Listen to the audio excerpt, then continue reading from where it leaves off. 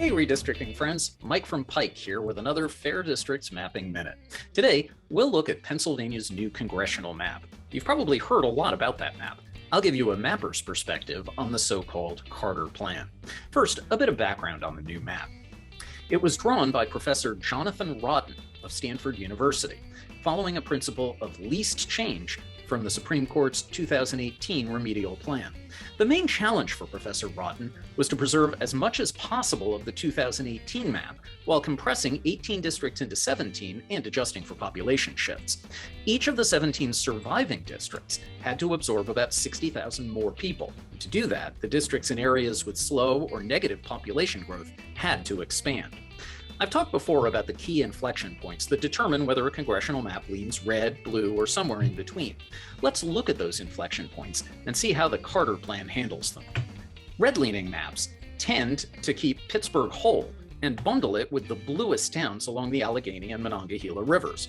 Blue-leaning maps either split the city or divide it from the bluest suburbs.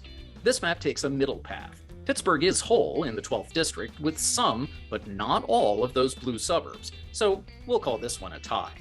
Our next stop, South Central Pennsylvania. The 10th district remains somewhat competitive, but without Lancaster City, that seat isn't likely to be in play anytime soon, so we'll call it another tie. On to NEPA and the Lehigh Valley. Both Democratic incumbents in this area face tough races, but the least change approach kept the redder rural areas to the west out of the 7th and 8th districts. So that's a small win for Democrats. Now, in Bucks County, the least change approach cut the other way. Bluer maps would have moved parts of Philadelphia or southern Montco into the 1st district.